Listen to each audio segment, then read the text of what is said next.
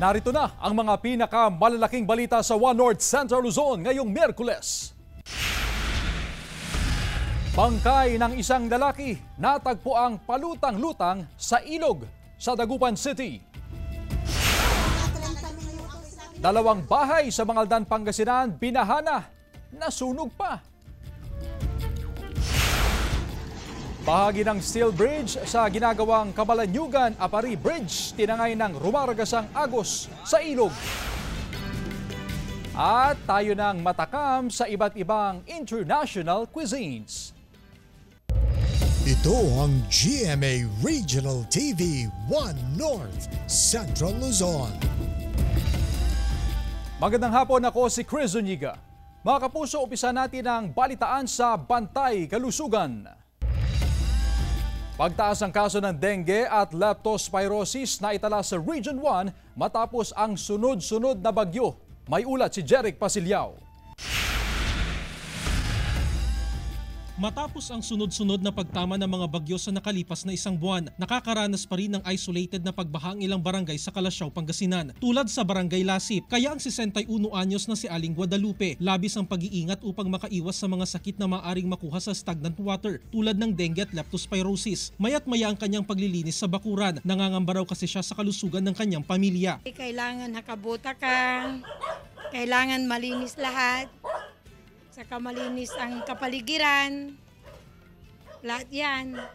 Kailangan iwas sa sakit. Sa tala ng Center for Health Development 1 hanggang October 30, pumalo sa 10,604 cases ang bilang ng dengue, katumbas ng 72% na pagtaas kumpara sa parehong period noong nakaraang taon. Gayon din ang kaso ng leptospirosis na umakyat sa 270 cases, katumbas ng 25% na pagtaas ngayong taon. Ayon sa ahensya, malaking bilang ng kaso ng dengue at leptospirosis ay naitala sa mga nakalipas na buwan kung kailan sunod-sunod ang naging pagtama ng mga bagyo. Hanggang ngayon po na medyo nagkakaroon na po tayo ng detect ng matataas na kaso. Paalala ng Health Authority na ugaliin ang paglilinis ng kapaligiran upang makaiwas sa dengue. Gayon din ang pagsusuot ng bota kung hindi maiwasan na paglusong sa baha. Pinapayuhan din ng publiko na agad magpakonsulta sa doktor sakaling makaramdam ng sintomas ng dengue at leptospirosis at iwasan ng self-medication. Kasama si Daryl Peralta, Jeric Pasilyao, 1 North Central Luzon. Bahagi ng steel bridge sa ginagawang Camalaniugan-Apari Bridge tinangay ng rumaragasang agos sa ilog. Silipin sa report. Sa video na ito, makikita ang tuluyan ng pagtangay ng rumaragasang ilog sa bahagi ng steel bridge sa Camalaniugan, Cagayan. Ginagamit ang steel bridge na daanan ng mga heavy equipment sa ginagawang Camalaniugan-Apari Bridge. Malaking bagay para sa ilang barangay ng Camalaniugan ng steel bridge. Pinapayagan kasing makadaan dito ang mga motorista sa mga oras ng 7 a.m. hanggang 8 a.m., 12 p.m. hanggang 1 p.m. at 5 p.m. hanggang 6 p.m. Hindi na kailangan pang umikot sa ibang bayan, naabuti ng mahigit isang oras para makapunta sa Apari. At dahil nasirang steel bridge, balik muna sa pagsakay sa bangka mga apektadong residente. Siyempre pag emergency ma'am, kasi may mga barangay din kami na dalawang barangay doon sa kabila, mas mabilis sana napuntahan kung meron yun, kung kasi no-open din nila pag emergency. Unti-unti nang bumababa ang antas ng Cagayan River. As of 9 a.m., nasa 9.8 meters ang antas ng ilog. Kaya humuhupa na rin ang baha sa iba't ibang lugar sa Cagayan. Sa Tuguegarao City, nagsimula na ngayong araw ang clearing operation ng otoridad. Hopefully, ngayon makakabalik na yung mga evacuees natin sa mga bahay. Sa ngayon, tuloy-tuloy ang pamamahagi ng tulong ng gobyerno sa mga apektadong residente. Kasama si Jing Dacanay, Jasmine Gabriel Galban, 1 North Central Luzon. 21 bayan at lungsod sa Luzon ang nasa state of calamity matapos manalasa ang mga bagyong Nika, Ophel at Pepito. Ayon sa National Disaster Risk Reduction and Management Council, mga lugar yan sa Cagayan Valley, Central Luzon at Cordillera Administrative Region, kabilang ang buong probinsya ng Quirino at Mountain Province. May 9 naitalang patay, kabilang na ang 7 magkakaanak sa Nueva Vizcaya. 16 naman ang sugatan at 4 ang hinahanap pa. 2 bahay sa Mangaldan, Pangasinan, binahana, nasunog pa. 2 pamilya ang apektado. Naka-alerto CJ Turida, exclusive. Sumiklab ang sunog sa Purok 4, Barangay Palwa, Mangaldan, Pangasinan mag-aalas 7 kaninang umaga. Dalawang magkatabing bahay ang tinupok ng apoy. Apektado ang dalawang pamilya na katumbas ng 9 na individual. 6 sa kanila, mga bata. Biglang may sumabog na malakas. Tsaka nakita ko yung apoy is nandyan na sa bubong. May pumutok nga. Yung cellphone siguro ni Mama ang sumabog, naka-charge. Nagbayanihan ang mga residente sa pag-apula sa apoy. Hindi nakapasok ang fire truck dahil sa makitid na daan papunta sa lugar. Tumulong na rin lang ang mga bumbero sa bucket operation upang maapula ang sunog.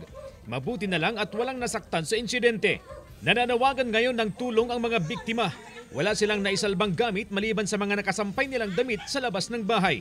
Ang nakapanlulumo, binabaha na nga sila, nasunugan pa. Sana po kung sino man pang mabuti ang loob, tulugan naman din po kami, may matirahan po kami ngayon. Nangangalakala nga po kami, hindi ko alam kung anong nangyari sa buhay namin. Nakaantabay ang mga opisyal ng barangay sa pangangailangan ng mga biktima. Ilang kapitbahay na rin ang nagpaabot ng tulong sa mga nasunugan. Opo, pwede po. Pwede muna sa barangay hall. Mag-ano na lang ng para pang ng kawayan. Para may ibuo lang yung nila.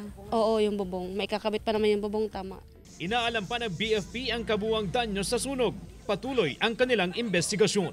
Kasama si Henry Duminsil, CJ Torida, One North, Central Luzon. Bangkay ng hindi pa nakikilalang lalaki natagpo ang palutang-lutang sa ilog sa Dagupan City. Tutukan sa report. Natagpo ang palutang-lutang ang bangkay ng isang hindi pa nakikilalang lalaki sa ilog sa bahagi ng Barangay Tambak, Dagupan City umaga noong linggo. Hanggang ngayon, hindi pa tukoy ang pagkakakilanlan ng lalaki. Sa investigasyon ng pulisya, pauwi na ang grupo ng estudyante mula sa isinagawang cleanup drive sa ilog nang makita nilang palutang-lutang na bangkay. Siyempre, nadaanan po tayo ng bagyo. So, siguro hindi rin na-anticipate na during that time, tataas ang tubig. Asphyxia by drowning ang sinasabing dahilan ng pagkamatay ng biktima. Hindi rin nakitaan ng anumang sugat o galos ang katawan nito. Nakikipag-ugnayan tayo, naki-flash alarm na rin po natin para po malaman natin yung pagkakakilanlan ng ating biktima. Tinatayang edad 20 hanggang 25 ang biktima. Kasama si Jing Dakanay, Jasmine Gabriel Galban, One North, Central Luzon. Dahil naman sa sunod-sunod na kawalan ng pasok, SEM break ng mga estudyante sa Mangaldan National High School, posibleng kansilahin. Sundan sa report. Matapos ang sunod-sunod na hagupit ng bagyo, simula Oktubre hanggang ngayong Nobyembre, kung saan ilang araw na kinansela ang pasok ng mga learner, back to normal na ngayon ang klase ng mga estudyante sa Mangaldan National High School. 95% ang attendance ng kabuuang 7,910 na junior high at senior high students ng paaralan ngayong araw. Ayon sa pamunuan ng paaralan, 6 na araw na sinuspindi ang klase ng mga estudyante noong Oktubre dahil sa mga bagyo. 2 araw naman na walang pasok ngayong buwan. Kung tutuusin, malaki ang nawala sa mahigit 200 na bilang ng school days na kailangan bunuin ng mga estudyante. Nakatakda sa November 25 hanggang 29 ang SEM break ng mga estudyante. Pero plano raw itong kanselahin para mapunan ang nawalang araw ng pasok ng mga estudyante. We are just awaiting for the memorandum kung itutuloy namin ang klase with the students na dapat inset yon, in-service training for teachers sana. Pabor naman ang pamunuan ng Supreme Secondary Learner Government ng Manghay sa plano. Para po mahabol po namin yung mga miss quizzes po namin and yung mga lessons po na nami-miss namin. Instead po na mag-SEM break, mas okay po na pasukan na lang po para tuloy-tuloy po yung natututunan po namin. Maliban sa kanselasyon ng SEM break, posible rin na magpatupad ng Saturday classes. Pero tiniyak ng pamunuan ng paaralan na hindi maaapektuhan ang holiday break ng mga estudyante na mag-uumpisa sa December 21 at magtatapos sa January 1. Kasama si Henry Duminsil, CJ Torida, One North, Central Luzon. Ito ang GMA Regional TV One North, Central Luzon.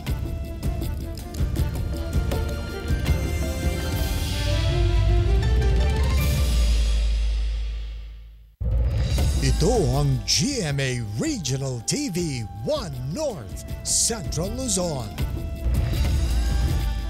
Pagbaha sa bahagi ng Tapwak Road sa Dagupan City madalas pa ring maranasan dahil sa high tide. Nakatutok live si Jasmine Gabriel Galban. Jasmine?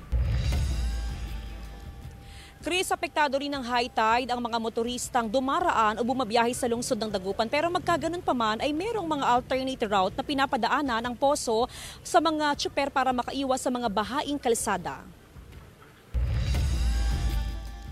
Ilang linggo ng problema ng mga motorista ang baha sa Tapwak Road kung saan ginagawa ang drainage project ng DPWH sa Dagupan City. Ang baha bunsod ng high tide. Hindi makadaan ang mga motorsiklo at tricycle. Kailangan pang umikot sa ibang kalsada ang mga tricycle driver upang mahitid ang kanilang pasahero. Aksaya na sa oras, dagdag gastos pa daw sa gasolina. Mahirap ma'am, masyadong malalim. Dahil doon sa hindi kakayanin pag tricycle lang ma'am. Batid ng poso ang problema, kaya nagdagdag ng mga traffic enforcers sa lugar. May mga alternatibong ruta na dadaanan ng mga motorista. Naglalabas din ng abiso ang poso sa kanilang social media page upang maiwasan ng publiko ang pagdaan sa lugar. Ang traffic namin dyan, umahaba talaga, hindi natin maiwasan. Kaya pwede sa Tapwak, sa may Amado, pwede rin sa may Maluwod para hindi na maano yung tubig, mapasukan yung sasakyan nila. Babalik din sa orihinal na ruta ang mga tricycle kung wala ng baha sa lugar. Chris, itong PNR Road, yung madalas na bahain kapag tuloy-tuloy yung buhos ng ulan, ganun din kapag ka na-experience yung high tide, lalo na sa gabi hanggang sa madaling araw. At sa mga sandali nga na ito, ipakita ko lamang yung sitwasyon, makikita natin na sa mga oras nga na ito ay meron pang namumuong tubig dyan sa may kalsada. Kaya naman ang ginagawa ng mga tsuper, dahil dito sila nagsasakay ng mga pasahero, especially yung mga biyahing Manawag, San Fabian, San Jacinto, Pozorubio, ang ginagawa nila doon sila sa may elevated na portion ng kalsada nagsasakay ng mga pasahero para hindi maapektuhan kahit pa paano yung mga pasahero, tsaka na lang sila lumalarga kapag napuno na yung napuno na ng pasahero yung jeep. Ngayon, alamin natin Chris yung sitwasyon ng ating mga kababayan, especially yung mga nakatira dito sa PNR Road, kung kumusta ba, lalo na kapag ganito nga na nakaka-experience sila ng pagbaha dahil sa high tide o di kaya dahil sa tuloy-tuloy na buhos ng ulan. Subukan natin makapag-interview ng ilan sa mga residente dito sa PNR Road dahil napakarami mga kabahayan dito, may mga establishments din at saka loading and unloading din ng mga jeep. Ito si ma'am. Hi ma'am, good afternoon po. Live tayo ma'am sa GMA Regional TV 1 North Central Luzon. Ma'am, kumusta? Kayo po ay taga dito sa PNR Road ma'am, no? Ay, yung asawa ko po yung taga dito, taga Tarlac po ako. Pero ibig ko sabihin, kayo po ay nakatira na ho dito? Opo, nakatira na po ako, almost 15 years. Okay. Ma'am, kumusta ang sitwasyon dito ma'am? Especially kapag katuloy-tuloy po ang buhos ng ulan, kapag may high tide, kumusta po ang sitwasyon ninyo ma'am? Palagi po kaming binabaha dito sa daan na to, tapos ang baho ng tubig na naamoy ng mga tao dito, araw-araw po baha. Kaya po ganito yung sitwasyon ngayon. Kasi po, dala nga po lang nakalipas na bagyo. Kaya po ganito. So ang ginagawa ninyo ma'am, kahit papaano para maibsan ma'am yung, ibig ko sabihin, yung mabahong lugar ma'am, yung tubig na naipon, ano pong ginagawa niyo ma'am sa inyong bahay ma'am? Wala po, ito pong naglimas po kami itong ng bagyo, naglimas po kami kasi dahil sa mataas pang tubig dahil po sa hindi po naayos yung daan dito. Okay po, maraming salamat. Anong pangalan natin ma'am? Gemma. Okay, thank you so much ma'am Gemma. Si ma'am Gemma ay nakatira dito, so ramdam nila yung epekto kapag merong high tide at syempre kapag tuloy-tuloy yung buhos ng ulan na nagkakaroon nga ng cause ng pagbaha dito nga sa PNR Road. Subukan pa nating makapag-interview Chris ng mga tsuper o di kaya ay ng pasahero. Pwede siguro tayong lumapit doon banda, tatawid tayo sa kalsada. Okay. Hi kuya, good afternoon. Kumusta ka? Halika dito kuya. Dahan-dahan, medyo madulas ang kalsada. Sir, kumusta? Kayo po ay tsuper. Apo. Oo. Kumusta kuya ang biyahe? Ngayong syempre, ito madalas itong bahain dahil sa high tide. Especially kapag tuloy-tuloy ang buhos ng ulan, kumusta yun para sa inyo bilang tsuper na dito kayo nag-aabang, naghihintay ng mga pasaherong isasakay? Para sa mga tsuper, mapakahirap. Lalo na pagka nag-high tide at bumaha dito. Okay. Tsaka number 1 nagpapahirap sa amin, yung hindi kami nakakapasok sa Dagupan. Sa city proper. Dahil sa sobrang traffic. Paano ang diskarte kuya para kahit papaano hindi hindi lulusong sa baha yung mga pasaherong sasakay sa jeep. Yan, ganyan lang ginagawa namin. Sasampa namin sa gutter tapos sa mataas para makasakay sila. Okay, ganun na lang. Opo. Okay, anong pangalan mo, Kuya? Steve Sirapika. Alright, thank you so much, Kuya Steve. So yun na lang muna, Chris, yung update dito sa aming kinaroroonan sa may PNR Road sa Dagupan City. Balik sa'yo, Chris. Maraming salamat, Jasmine Gabriel Galban. Samantala, uuwi na sa Pilipinas si Mary Jane Veloso na 14 na taon nang nasa death row sa Indonesia dahil sa kasong drug trafficking. Ayon mismo yan kay Pangulong Bongbong Marcos kasunod ng mahigit sa 1 dekadang pakipag-usap ng gobyerno ng Pilipinas sa gobyerno ng Indonesia. Nagpapasalamat si Pangulong Marcos Jr. kay Indonesian President Prabowo Subianto at sa Indonesian government para raw sa kanilang goodwill o kabutihang loob. Ang pagpapauwi kay Veloso ay sumasalamin daw sa lalim ng ugnayan ng Pilipinas at Indonesia. Walang sinabi ang Pangulo kung kailan pauwiin si Veloso. Bago yan, nakapulong na ni Philippine Ambassador to Indonesian Gina Hamoralin ang Indonesian Coordinating Minister for Law and Human Rights kaugnay sa pagpapauwi kay Veloso. 2010 nang naaresto at nahatulan ng bitay si Veloso para sa kasong drug trafficking matapos siyang mahulihan ng mahigit sa 2 kilong heroin sa kanyang maleta. Buenlag Central School sa Calasiao, Pangasinan, mag-iisang buwan ng lubog sa baha. Modular classes patuloy na ipinatutupad. Silipin sa report. Mag-iisang buwan nang nararanasan ng pagbaha sa Buenlag Central School sa Calasiao, Pangasinan. Noong bagyong Christine pa noong buwan ng Oktubre, simula nang maipon ng tubig sa paaralan. At dahil sa sunod-sunod na pagtaba ng bagyo, hanggang sa pinakahuling epekto ng bagyong Pipito, hindi na bumaba ang tubig sa paaralan. Pinasok na rin ng tubig baha ang mga classroom. Kapansin-pansin din na nagkaroon na ng lumot ang tubig dahil sa hindi paghupa ng baha. Meron po tayong swamp dyan sa likod. Nandyan po, dyan po dumadalo yung tubig ngayon, noon. Pero ngayon po, parang na-cover po yung daanan ng tubig kaya nagiging nandito na. Apektado ang face-to-face classes ng nasa mahigit 900 estudyante dahil sa nararanasang pagbaha sa eskwelahan. Bilang tugon, nagpapatupad ngayon ng modular classes ang pamunuan ng paaralan. Nakipag-ugnayan na ang mga opisyal ng barangay sa lokal na pamahalaan upang masolusyonan ang problema. Nakausap na rin daw ang 2 may-ari ng pribadong lupang katabi ng paaralan para may madaluyan ng tubig baha. Kaninang umaga, nagsagawa ng pumping ang LGU upang madrain ang naipong tubig sa loob ng paaralan. Kaya lang nagawa rin ng paraan, kaya lang talaga pong ngayon ay talagang mataas po yung tubig. Kasi nagkuan ata ng dam ata ng tubig ngayon sa kuan kaya medyo pumantay po yung lumalim yung tubig. Ayon sa barangay, pinag-aaralan daw nilang mabuti kung ano ang gagawing long-term solution upang hindi na maulit ang pagbaha sa paaralan. Kasama si Daryl Peralta, Jeric Pasilyao, 1 North Central Luzon. Napaulat na nawawala noong kasagsagan ng bagyong Pepito ang rider na si John Benedict Ibasco Jr. at ang anak nito na angkas niya sa motor. Kasama rin ang mag-ama ang rider na si Leo Calleja na nagmamaneho ng isa pang motorsiklo. Tubong Cavite ang mga rider at sumali sa isang kompetisyon sa Vigan City, Ilocos Sur. Pagkatapos ang sinanihang kompetisyon mula sa Vigan City, noong madaling araw ng November 17, nagpasya ang mga rider na magpunta sa Baler, Aurora para mamasyal. Pero inabutan sila ng landslide noong linggo sa lalawigan ng Aurora. Nakita ang motorsiklo ng mga rider na nabagsakan ng lupa sa kasagsagan ng bagyong Pepito.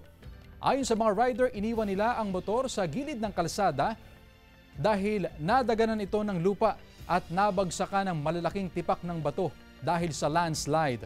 Tumakbo sila para makaligtas mula sa landslide at napadpad sa Dinadjawan, Aurora. At doon tinulungan sila ng mga empleyado ng DPWH na nagpatuloy sa kanila. Laking pasasalamat naman ng rider na buhay at nakaligtas sila mula sa bagyong Pepito.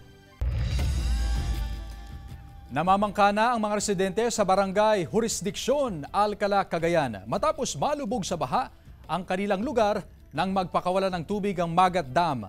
Ayon sa punong barangay, nasa 215 na pamilya ang apektado.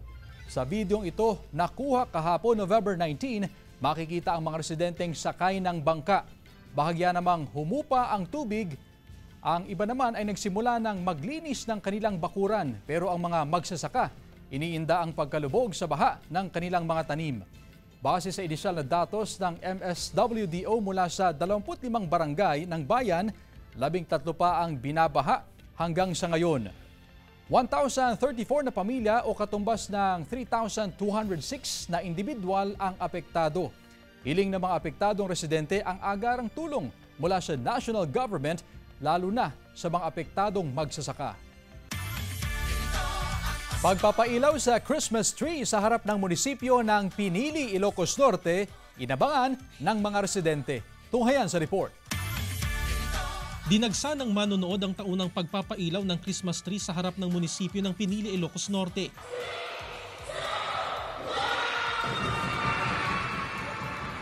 Excited ang lahat ng simulan na ang countdown sa Christmas tree lighting. Iba't ibang disenyo ng mga parolang tampok din sa lantern making contest na nakasabit katabi ng Christmas tree. Gawa ito sa indigenous materials. Ang aktibidad naghatid ng Christmas vibes sa lugar na sinabayan pa ng malamig na simoy ng hangin. Naggagandahang Belen ang nasilayan ng mga ambasador ng iba't ibang bansa sa taunang Diplomats Tour ng Belenismo sa Tarlac. Kasama ang kani-kanilang pamilya, isa-isang pinuntahan ng ilang Belen entries ngayong taon, kabilang ang Belen ng Moncada na puno ng mga hinabing dahon. Well, this is uniquely Filipino. I haven't seen it anywhere else in the world. Of course, you might see smaller Belens in Catholic countries and even back in Norway. But not like this. This, I would say, only in the Philippines. Bukod sa mga Belen attraction, nabusog din ang mga bisita sa iba't ibang pagkaing Pinoy.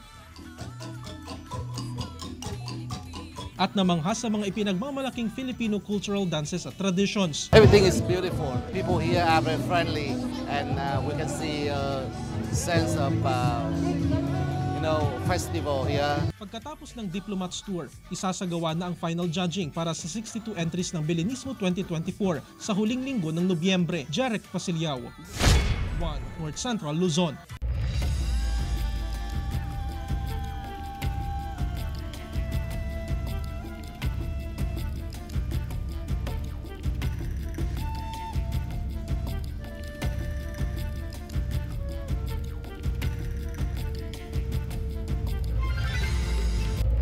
Ito ang GMA Regional TV 1 North Central Luzon. Ito ang GMA Regional TV 1 North Central Luzon. Isa sa 2 umunong sospek sa akyat bahay patay nang makipagbarilan sa mga pulis sa Cabanatuan City. Narito ang report. Patay ang umano'y akyat bahay nang makipagbarilan umano sa mga pulis habang sugatan ang kanyang kasamahan nang tumalon sa bubong at bakod ng bahay na kanilang nilooban sa isang subdivision sa Barangay Sumakab Este, Cabanatuan City sa Nueva Ecija, bandang alas 3 ng madaling araw nitong linggo. Dati na umanong nasangkot sa mga insidente ng pagnanakaw sa lungsod ang mga sospek. Base sa investigasyon ng mga otoridad, pinasok ng mga sospek ang bahay at pinagnakawan ng appliances.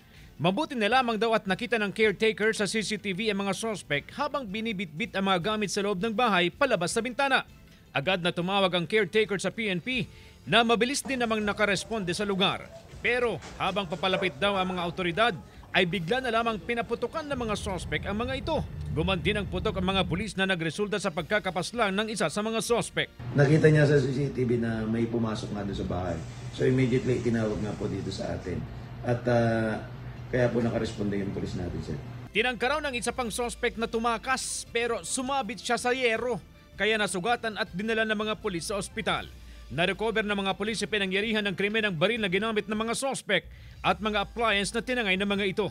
Mahaharap sa kaso ang sugatang sospek. Wala pa siyang pahayag. Base ron sa profiling pa rin natin ay may involvement sa mga akyat bahay dun sa mga subdivision. So kaya nga lang yung iba hindi na nakapag-report dito pero na-trace namin doon sa mga neighboring subdivision ng subdivision kung saan sila nagnakaw ay may mga record. CJ Torida, 1 North, Central Luzon.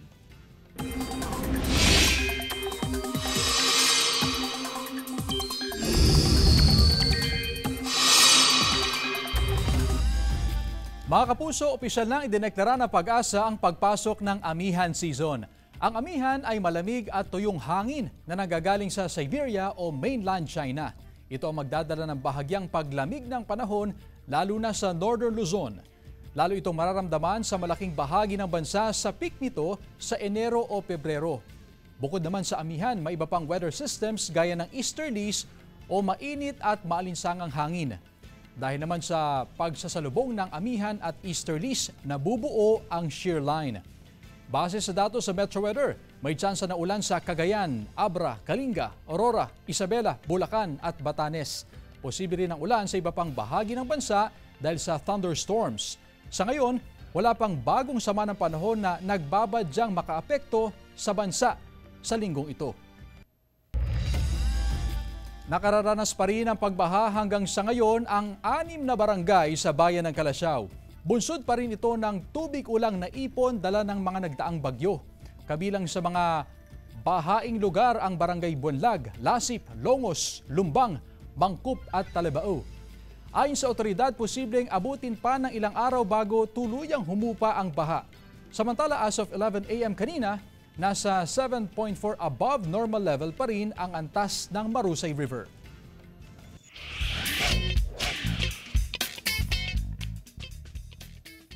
International cuisines tampok sa isang culinary showdown sa San Carlos City, Pangasinan. Tunghayan sa report. Nagpasiklaban sa galing sa pagluluto ang mga estudyante at kawani ng Pangasinan State University San Carlos City Campus.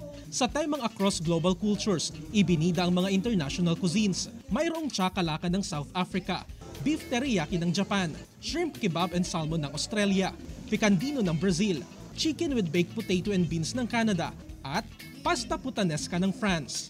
It's just a matter of uniting the dishes, familiarizing ourselves with the dishes, but this time with a twist.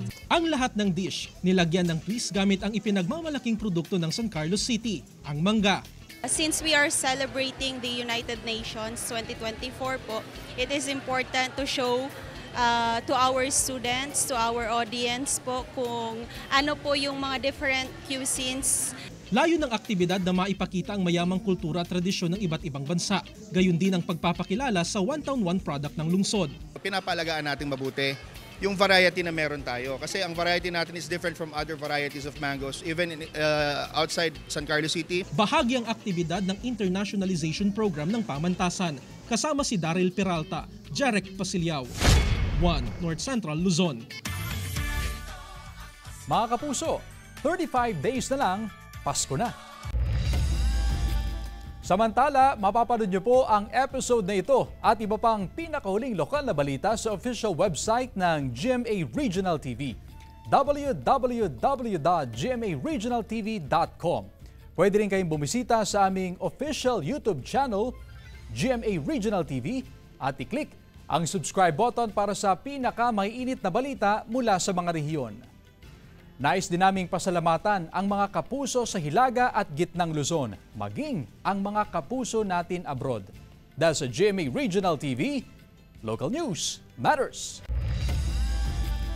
At yan ang mga pinakamalaki at pinakahuling balita sa Hilaga at Gitnang Luzon. Maraming salamat sa pagsama sa amin, pati na ang mga kapuso sa ibang bansa na tumutok sa mga balita sa rehiyon. Ako po si Chris Zuniga. Kami ang GMA Regional TV, One North Central Luzon, buong puwersa para sa mas malaking misyon at mas malawak na paglilingkod sa bayan.